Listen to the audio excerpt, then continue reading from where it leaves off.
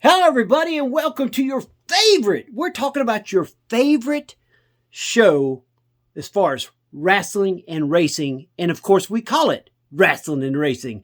Here, brought to you by Greenville Sports Media and, of course, our sponsors, Dorsey Auto Sales in Anderson, South Carolina, Beef and Rib in Westminster, South Carolina, and Arden's Burger and Grill in Central South Carolina. And folks, we've had such a great weekend of racing and wrestling. And, we cannot talk about it without bringing in the man with the plan. But before I do that, I just want to let somebody know. Actually, I'm going to let everybody know. I hadn't even told the Brandon, who we're fixing to bring in this, but we are almost signed and sealed to have a former U.S. heavyweight champion on our show here pretty soon. And I'm talking about, this is a big name from the past. He will be on our show. We are working to finish it up. As soon as I get the dates down, we will have a professional wrestler that everybody knows, and I am looking forward to having him on our show, and I will give you all this hopefully next week. But folks, let's get right to it. What a huge weekend, and we cannot talk about it without bringing in Ref Brandon. Ref Brandon, how's it going, Phil? Absolutely amazing. Jay, how are you doing? Doing great, Ref. I mean, it was a great weekend for professional wrestling and also for NASCAR. And you're going to tell us a little bit. Go ahead. I tell you what, Ref. Let's start it off with, of course, our Arden's Burger and Grill in Central South Carolina NASCAR report. And Ref Brandon, tell us a little bit about what happened this weekend, some of the numbers that are coming out. Just tell us a little bit about why NASCAR is really hot.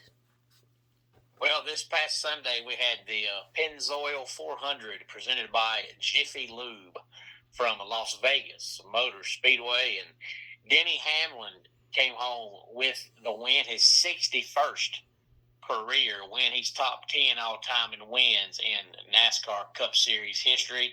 And he had a terrible off season with losing his dad and his mom being in bad health, and he was already having some, I think, shoulder issues toward the end of last year, and a lot of folks thought that with all those changes and the crew chief change and all that Denny Hamlin would struggle this year. And so far, I ain't seen it, but he came home with the win. Chase Elliott second, William Byron third, Christopher Bell fourth, Ty Gibbs fifth, Chris Buescher sixth.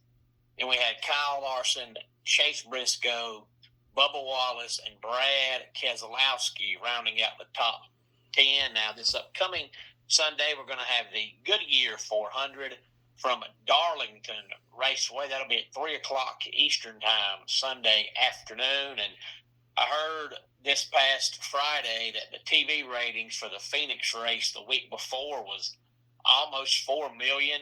And the last couple of years, they've been struggling to hit 2.5, 3 million. So the ratings are up year over year, and they're up like 5% from 5 years ago. So they're definitely trending upward. And I think it's a combination of the fact that there's not one driver that's dominating anymore. And you look at any sport, unless it's your driver or your team, nobody likes to see any sport dominated by one person or one team.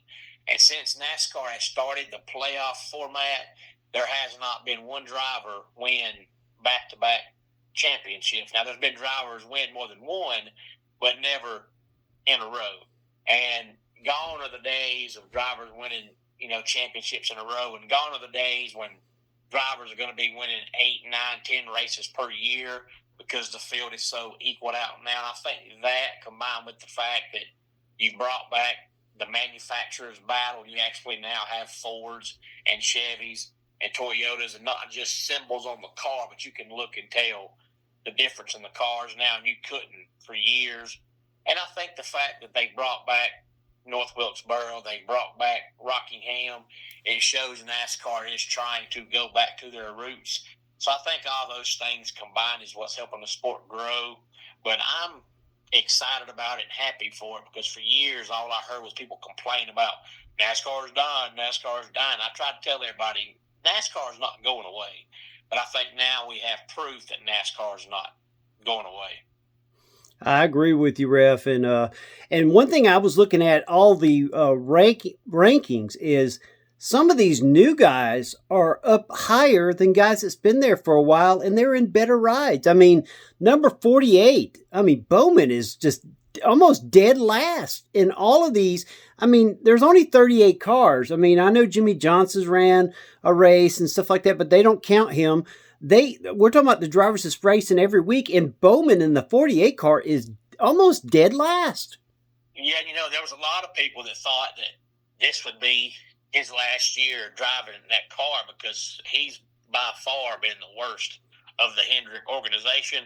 But he's missed the last 2 races due to vertigo, and they say he's going to miss the next 3 due to vertigo. And his fill-in drivers have been terrible. So I think now we see that it's not an Alex Bowman problem. It's a team problem. For whatever reason, he just doesn't get the equipment that the other 3 Hendrick cars do.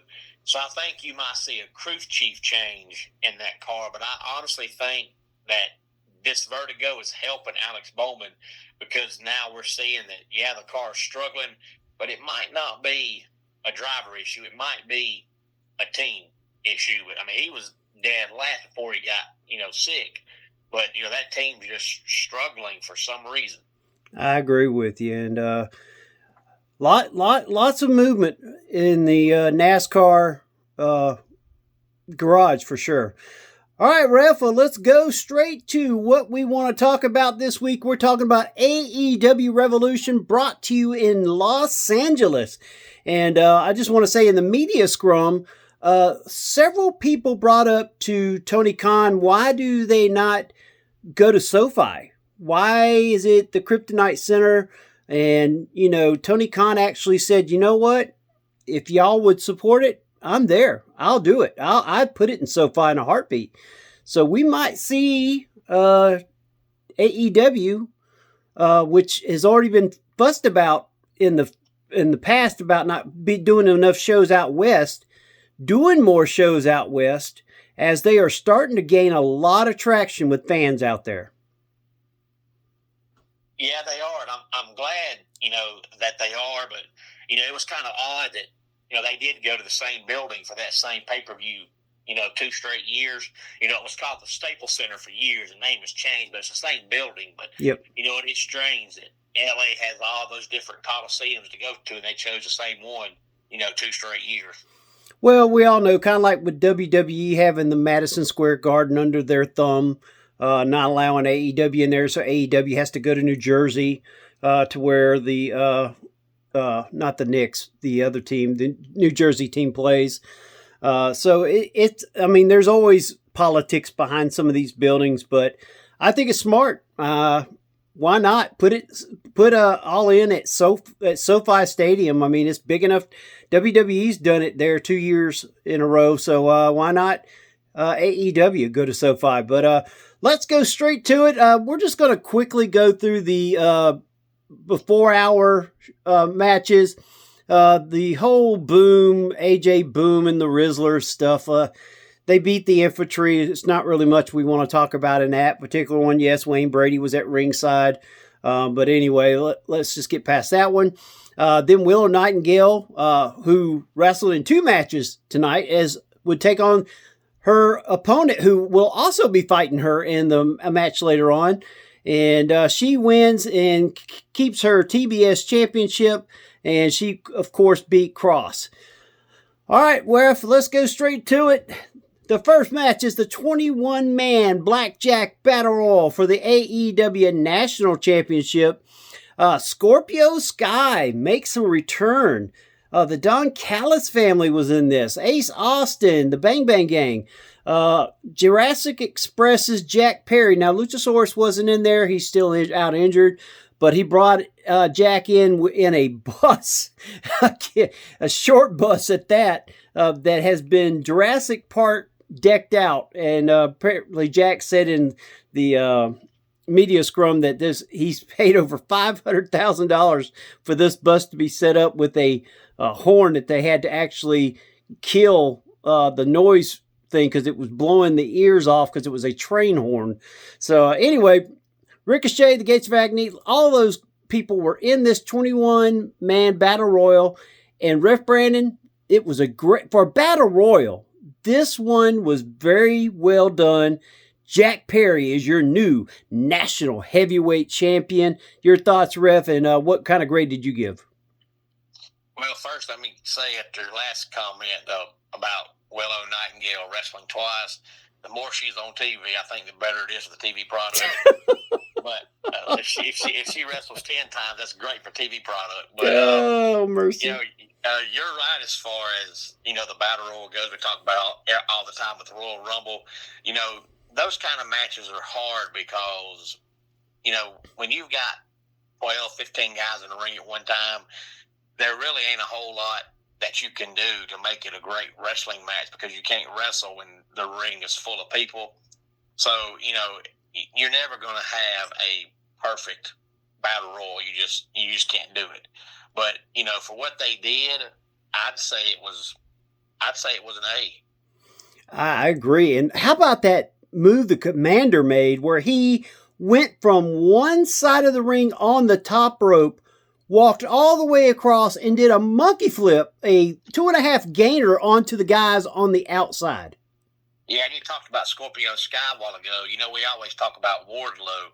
You know, how Wardlow comes and goes and comes and goes. But it's kind of the same way with Scorpio Sky. Scorpio Sky is there, then he's gone. Then he's there, then he's gone. Then he's there, then he's gone. So was this a one-off appearance, or is he actually going to be used from this point forward? I guess we'll have to wait and find out. Well, I think he's being used in Ring of Honor more because he is helping some of the younger guys. But for sure, I agree with you. He's not. He's there and then he's not there. So I think it was good bringing him and Christopher Daniels back. Of course, Daniels didn't wrestle, but they came in their former SOC or US, whatever that was. Of course, they had my guy that's over in TNA now. They used to come out in those colors, and it was great. The SoCal. But anyway, that was a great match. Then we move on to the first match of the pay-per-view as far as the real ring. And we're talking about FTR versus the Young Bucks, Ref Brandon's favorite group. He'll tell you how much he loves them here in about 5 seconds.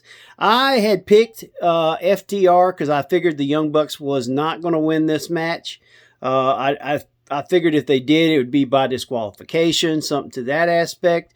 FTR does get the win, but Ref Brandon, the big thing that happened was that at the end of the match, the lights go out and the screen lights up with the word revenge with the R in a box, and out comes Adam Copeland, and he's looking at them. He's got their attention, and then you hear Christian's music play.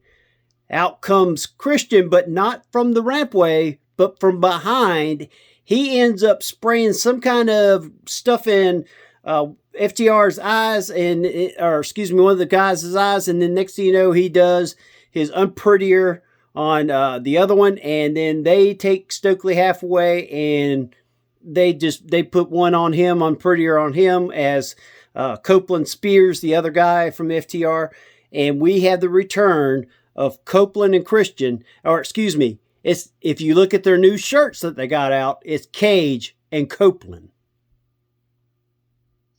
Yeah, you know, that the match itself reminded me, just as far as the style of the match and the stiffness of the wrestlers, of an old Rock and Roll Express versus Tully and Arn. Yeah. I mean, that was an old school wrestling match.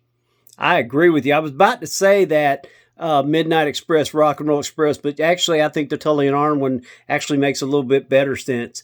It definitely was a great match. I give it an A. Oh, yeah. That's an A all day long. I mean, honestly, it's hard, unless you just got two awful wrestlers, to have a tag team match with FTR and it not be at least a B. Those guys are really, really, really good. And they really are a throwback to an old school tag team. They're good. I agree. Next up, we had Timeless Tony Storm versus Marina Shafir. This match started off slow. it got better as it went down. And of course, toneless Tony Storm gets the win. But what everybody wants to talk about, and honestly, I wished it had never happened. But this is just me. This is probably the only part of the pay-per-view I didn't like. Ronda Rousey comes down to ringside and gets herself involved, and I don't know. It's you tell me, ref. I think they could have did it without Ronda, but I hope this is not saying that this is going to be a new tag team in the women's division.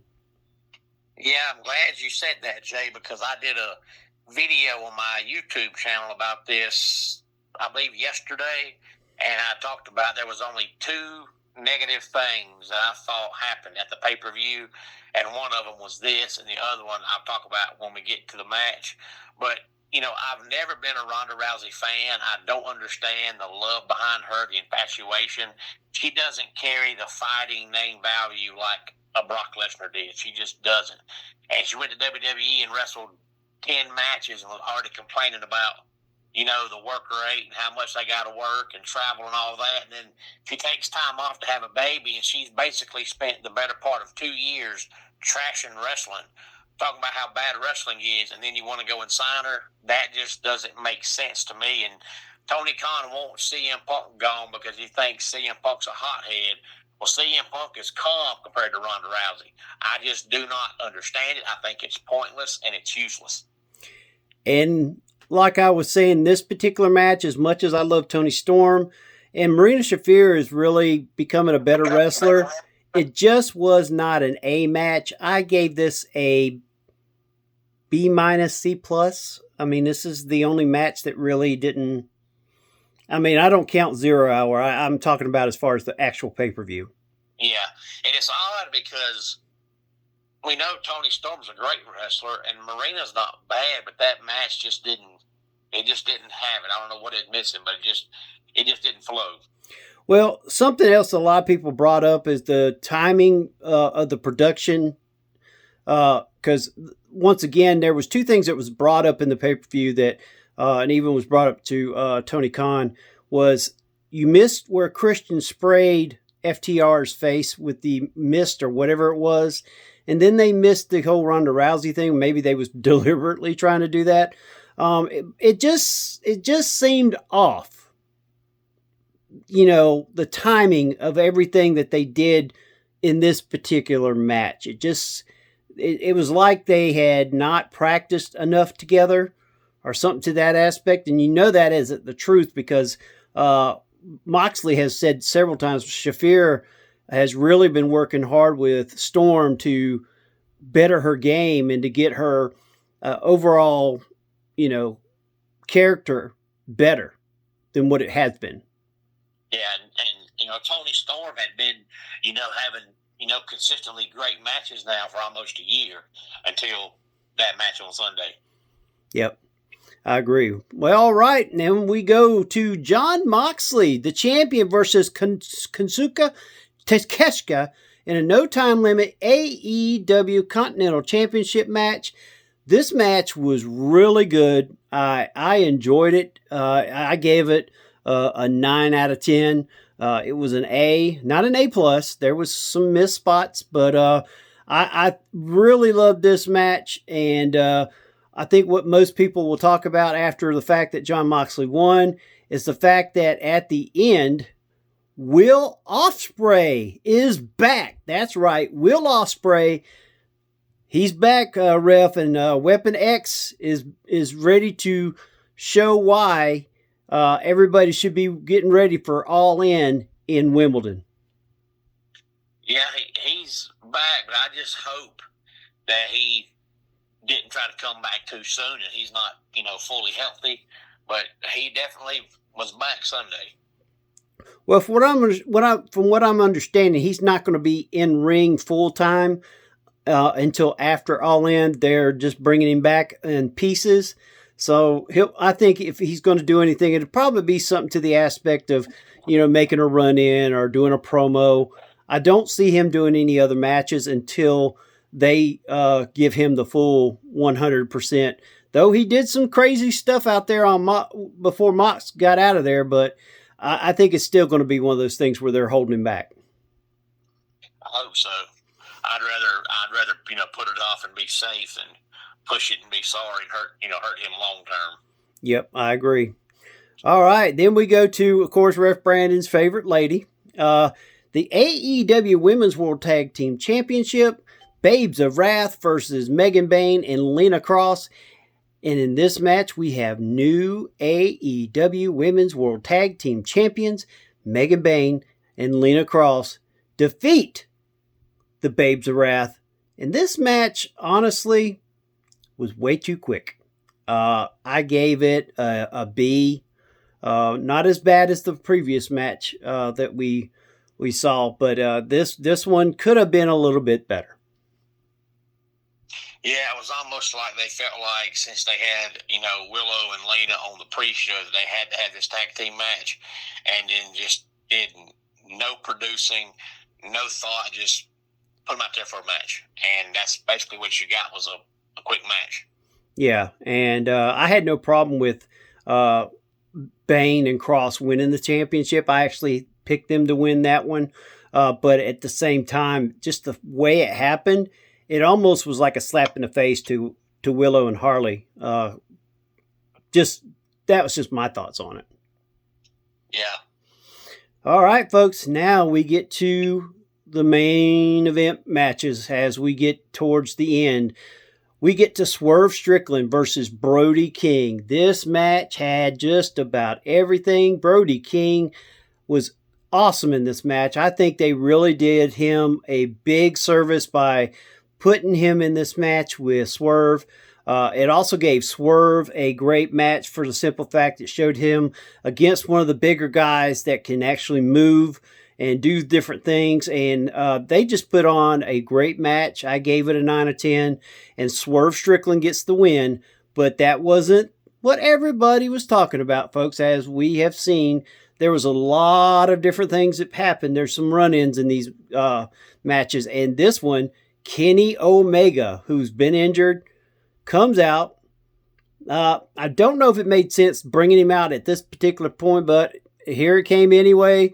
And he comes in, and of course, Swerve abandons his plans of, just beating the fool out of Brody while he was down. What was your thoughts? Yeah, I'm with you so far. Everything you said about that particular match, as far as is this the right time to bring Omega back? Yeah, I mean, if you wanted to bring him back, that's fine. I just don't think. I know they were trying to get everything set up and get the storylines ready for All In, which is, of course, 3 to 4 months away. Khan has made it that he's going to start building storylines longer and not just push them together like he's done in the past, though we still see that from time to time. I think he's gotten a lot better at building storylines and seeing what the fans want. But we both agree this particular match was great. It's just the bringing in of Omega might have been too fast. All right, now we get to the Women's AEW World Championship match. 2 out of 3 falls. Thekla versus Chris Statlander, my girl. That's right, Statlander, my girl. I want to sing that song every time I see her. My girl, my girl, my girl, talking about my girl. Okay, I better shut up. I'm not getting paid to sing here. Okay, what was your thoughts on this one, Ref? Well, I think everybody's starting to become a big fan of Thekla. And I think everybody's already been a big fan of Statlander. But, you and I talked a few months back when she won the women's world titles, is she going to be able to keep it long term? And obviously, we know the answer now. But, I'm glad they're at least using her on a consistent basis.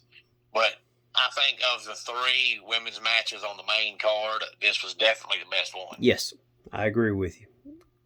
Totally agree with you. I gave it an A minus, somewhere in that range. It wasn't an A plus. It wasn't a high A, but it's definitely an A match. All right, then we get to the Don Callis family. Okada, Fletcher, and Mark Davis taking on Mystico, Jet Speed for the AEW World Trios Championships. And I was actually surprised. I did not think this was going to happen. I thought it was going to be the Don Callis family, but the winners are your new AEW World Trios champions, Mystico and Jet Speed. The match was pretty good. I gave it a B plus or an A minus, whatever you want to call it. But what was your thoughts on this one, Riff? I thought the match was good.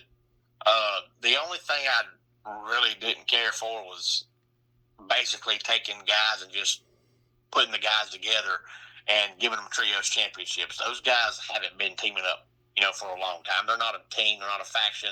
They just got thrown together. So that part I could complain about, but the match itself I thought was great.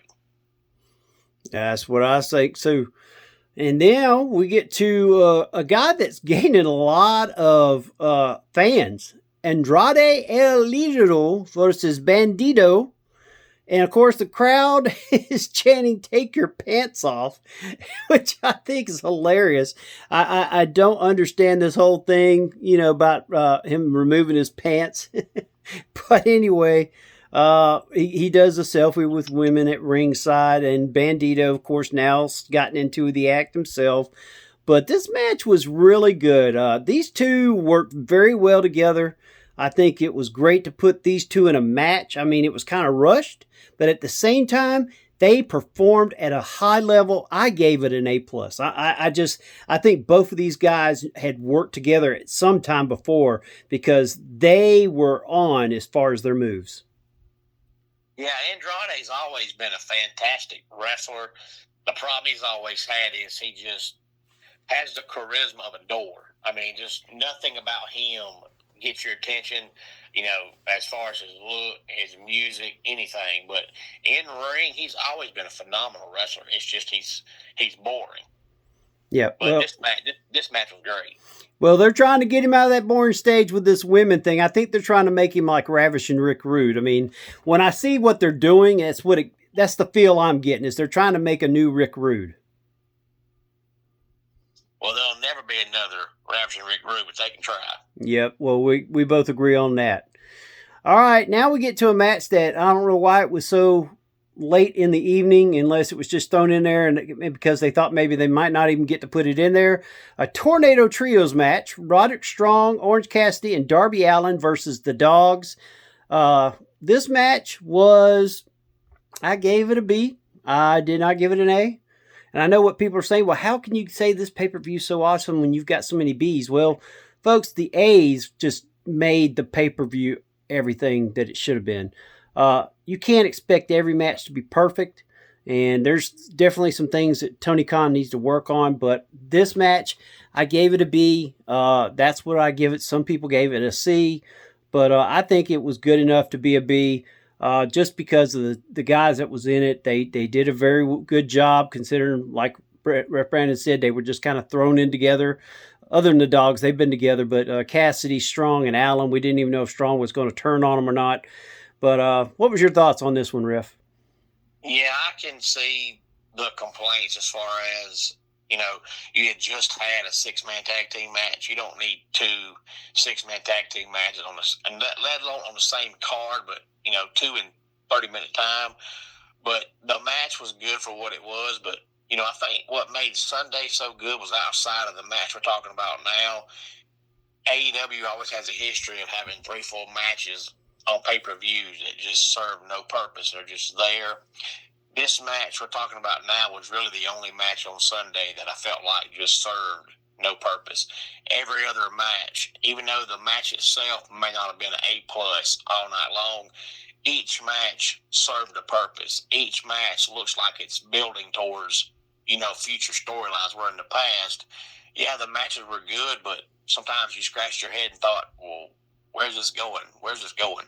But now it's actually starting to make sense. And a lot of times that's what makes pay-per-views better than the actual matches is the long-term storytelling, having a plot, making sense. And Sunday made sense. Yep.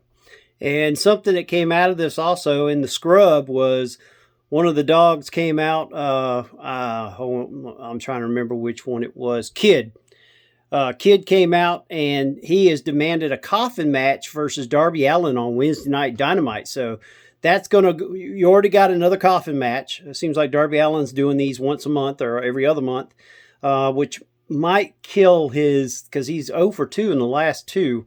So this is something, maybe this is how he's going to win, get back into winning them again. I'm not quite sure how it's going to work, but anyway, that's the only point that I wanted to bring up was that. Yeah. That's kind of like he's supposed to be, known for those matches, but yet he can't win them.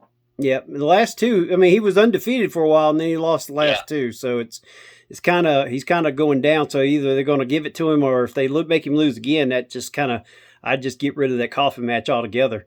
All right, and then we get to the main event. MJF versus Hangman Adam Page, Texas Death Match for the AEW Men's World Championship.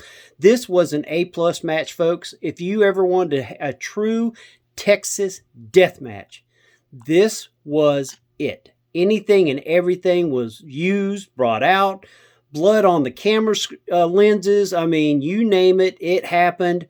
And I tell you what, both men I give props to. They took some just Terry Funk, Cactus Jack type stuff in as far as the ring. I mean, it was crazy. I mean, everybody thought MJF was Funk because of his red and black striped tights on. And it was just, oh man, I tell you what, this was one hell of a match. And even though some of the fans were screaming, "You aren't Terry Funk," the fact was the crowd was happy about this match at the end. I mean, it was simply a great match. I mean, it made the pay-per-view end the way it should have. And another fact that I liked is neither one of them was on the scrub, which means that it was true. What I'm hearing is they both was in a lot of bad shape, and we're not even sure if either one of them will be on Dynamite this Wednesday. Yeah, this match is the other big complaint. I said I had two. This was the other one. The match itself was phenomenal. My only complaint is I don't like matches with stipulations like that.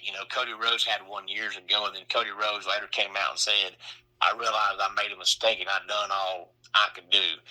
What does Hangman do now? Because now if you challenge for the world title a year from now, then it means this match Sunday meant absolutely nothing because you lost and you can't do it. But if he don't challenge for it, what's he going to do? He's too good to be a mid-card guy his whole career. But there's no point in challenging, for the heavyweight guys, because the whole point of those is to win those and get a world title shot, and you can't do that. So it kind of puts Hangman in a pickle. I don't like the stipulation of the match. To me, that's pointless. I hate those kind of stipulations. But the match itself was amazing. I have no complaints about the match. It was a stipulation of the match. Well, as we've seen in these riffs, I think it's more to do with he can't challenge as long as MJF is the champion. Whereas if MJF loses it, then that stipulation goes out the window. We've seen that with Dusty Rhodes in the past, losing to Flair. Several other champions, I've been in those matches where as long as this particular person is the champion, they cannot go after the title. But I don't know. I think that's what it was, but I could be wrong. Well, we see that all the time, but the wording of this was he can never challenge for the world title again. It didn't say again as long as we had this champion. It said ever again, which would mean never, ever, ever. So it kind of puts you in a pickle like, what's Hangman going to do now?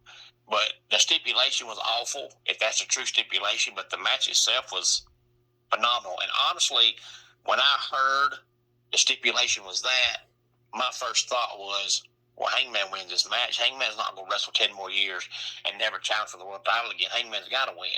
So when MJF won, I was shocked because I was like, well, now Hangman can't do diddly squat. But, it didn't take away the match itself. It just kind of, to me, long term was like, well, now what's Hangman going to do? Yeah. He can't ever be world champion, so what's he going to do? Yep. Well, I tell you what, this was a great pay-per-view like we talked about, Ref. And now we get ready as we are 4 weeks away from WrestleMania. Lots of different things happened on Raw. We saw Brock Lesnar get his backside handed to him by Olafaba or Obafemi. Which one is it? Is it Obafemi? Yeah, it's Obafemi. Obafemi. I'm sorry. I don't know why I said Obafaba. Anyway, Obafemi put him basically through the ring. And Seth Rollins looks like he's going to be, I think it's going to be him versus Logan Paul at WrestleMania when it's all said and done. It'd be stupid to put him in there with the other one from the Vision. I think Logan Paul would bring more of a star power. And then, of course, we saw CM Punk, Roman Reigns have a little shoving match, and Reigns says, "I'm in your head now because you all I said was old and you flipped out." And I think it could have been a better Raw, but when you're leading into WrestleMania, I guess they've got some different things that they're trying to move around, and I think the AAA Championship's going to be involved this year at WrestleMania. I think the TNA World Title will be somehow involved at WrestleMania. The NXT Championship will be involved at WrestleMania. I think there's going to be a lot of things that they're trying to do to create a card, because I'm hearing they are still having trouble selling tickets because they just want way too much for it to be there. Yeah, they do want way too much, and I don't think people like having it in the same place that you just had it. And also, I think it's the fact that you've got so many wrestlers that are out due to injuries, and you can't help that. I mean, injuries are part of it, but you've got so many big name people that's out that now you're having to, rush storylines and rush matches just to get 2 nights worth of matches. I think a lot of people think, these matches just feel kind of rushed, and a lot of them don't really, serve a purpose because they've been rushed because of injuries. But there's just not a whole lot this year to, catch your attention. I think the main storyline right now is after Randy Orton, turned on Cody Rhodes, he was supposedly on the phone saying he was talking to an old friend about the real voices. And now people are thinking, well, who is Randy talking about? Are we finna see somebody return? If so, who is it? And I think that right now is, the best thing going into, WrestleMania. And I think I saw the other day that, if I'm not mistaken, that Cody Rhodes and Randy Orton are going to headline night 1. Yep. And CM Punk and Roman Reigns are going to headline night 2, which is really surprised because the last few years since it's gone to 2 nights, they've been having the women, do the main event, one of the 2 nights. I think the women will be opening it, to be honest with you. Just the way they're doing it. You don't have a Charlotte Flair that's, in the world title shot, which usually brought in big ones. Becky Lynch is not going to be in the women's world title match. I mean, there's so many. It's just really hard. I mean, all we know is that Rhea Ripley is going to be taken on Jade Cargill. Now, I think, Rhea's used to opening it up the show and giving the fans a great way to, but, when you go from Rhea Ripley to, say, a Grayson Waller, or basically what I'm also hearing is Kofi Kingston versus Javon, and I think you need to figure out what it is. And I think Paul Heyman made this on the Busted Open radio show the other day that, they need to start figuring out what they're going to do. Injuries are part of the issue, but at the same time, always have that backup plan. And I think right now they are rushing a couple guys back too fast, and I think that they are also lost. I just don't think they was expecting the amount of injuries, but at the same time, they just never prepared anybody else to replace the people. I'm sure it's hard right now for Triple H too, because Triple H so far has been known for his long term booking, sometimes maybe too long booking and storytelling. But now with all the injuries and WrestleMania being a month away, you can't have long term booking. It's impossible. But when you're used to doing that, now you can't. It's got to be hard for him trying to think of things to come up with when WrestleMania is a month away. Yep, and I think that's why we're going to see a TNA champion in there, or NXT champion. I think they've got to fill the card up with some names that people know, and at the same time, they're star power in order to, you can't throw an Andre the Giant battle royal into this thing to help, you've got to have a good match. You need to have a, Joe Hendry versus Ethan Page, something to that aspect in the middle that can get you to the main event. And I think that's the biggest problem that they're running into. Well, Ref, tell us where you're going to be at this coming weekend. I'm kind of wondering, before I talk about that, they've said that both nights of the WrestleMania, Hour 1 is going to be free on ESPN before it moves over to the app that you got to pay for. So I'm kind of wondering if we're going to see one of the big matches in the first hour just to entice you and make you want to buy, the rest of it. Otherwise, if it's an hour and nothing happens, nothing's going to catch your attention and make you want to, pay to watch more of it. But this weekend, I actually don't have a show, Jay. I was supposed to be going to Rome, and you and I had talked about it. Supposed to be going to Rome for Arn Anderson's homecoming, but I was going to support my friend Seth Stevens, who's been on the podcast before, but he actually got booked for Southern Fried. So he's going to Southern Fried, so I'm not going to go to Rome and drive that far to support him if he ain't going to be there. So I'm actually taking the weekend off, which is good because starting next weekend, I've got a lot of big-time shows coming up. And on the 18th, I've got a afternoon show in Royston, Georgia. That's going to benefit the Children's Healthcare of Atlanta. And then on the 25th of April, I'll be in Seneca, South Carolina at the old Seneca High School doing a benefit show for some kind of drug treatment center. So I got a lot of big-time shows coming up. So I'm going to enjoy this upcoming weekend off. All right. I know you're going to be watching some college basketball. Furman, Clemson, both teams are in it, and looking forward to seeing both of them do great. And folks, you can catch Ref Brandon each and every day on his YouTube channel, Ref Brandon and the Todd Family. Make sure you check him out. He's on there. If you got questions, leave it on there. But please subscribe, like, comment. Even if it's just to say great job, or hey, man, you could have done a better job, or hey, next week's top 10, could you do this or that? He wants to hear you. Please get out there and also follow and go to these independent wrestling shows. These young men are, and some older men too, because they are some former big-time stars will be out there. Please go out, support independent pro wrestling in your area. Always support Ref Brandon and his podcast. And, of course, support our podcast. We appreciate you watching us each and every week. Ref Brandon, anything else you want to bring up? No, I think that's it, Jay. We'll do it again next week. There you go. We'll be back here, same bat time, same back channel.